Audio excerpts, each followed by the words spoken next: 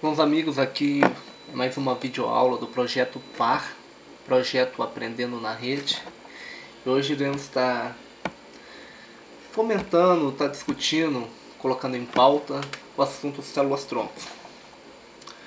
É um tema muito interessante, com grande potencial, mas que fica um pouquinho deixado de lado, um pouquinho, como se diz, na área do suspeito, por causa da bioética, que também tem seus argumentos fortes e marcantes.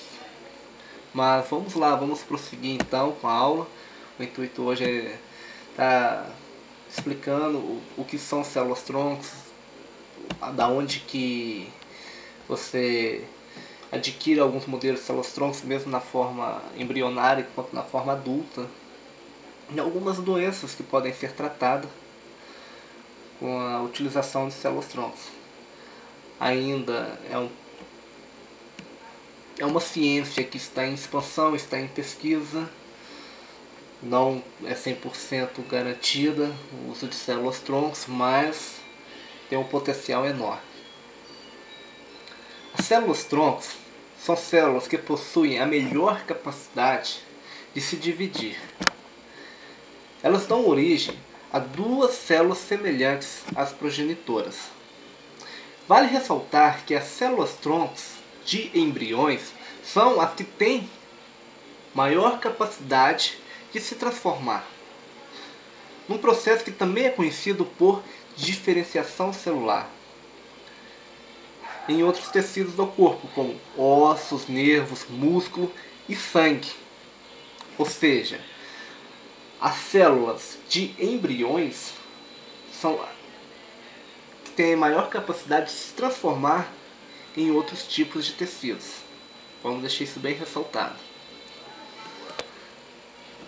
As células-troncos também podem ser classificadas como totipotentes.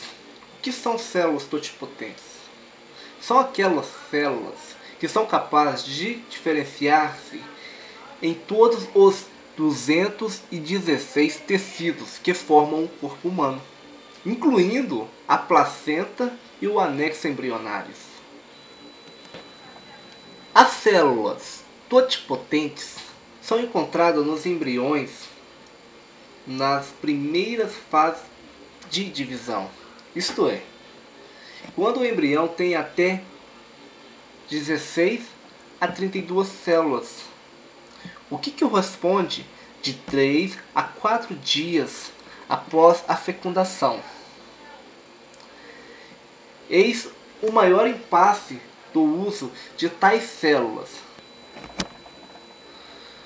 As células pluripotentes ou multipotentes são capazes de se transformar em quase todos os tipos de tecidos, exceto placenta e anexos embrionários. E essas células são formadas a partir quando o feto tem de 32 a 64 células, que é aproximadamente o quinto dia após a fecundação. A fase considerada de blastócito.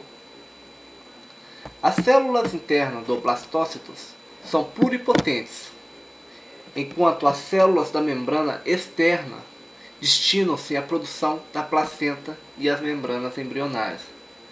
Por isso que elas não têm a capacidade de estar se transformando em placenta e anexos embrionários.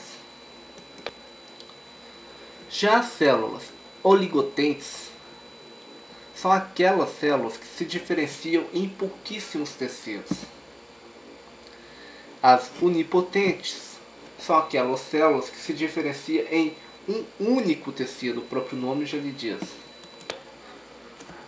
Quanto à sua natureza, podemos dizer que elas podem ser adultas.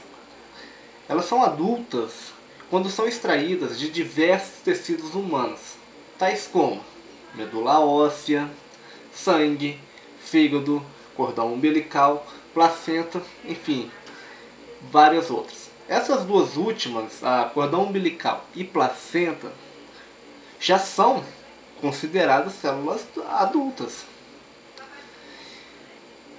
Devemos levar em consideração a sua limitação de diferenciação, ou seja, elas já não são capazes de se transformar em vários tipos de tecido mais, mas porém elas são trabalhadas em laboratórios onde volta a se cultivar esse tecido de células tronco.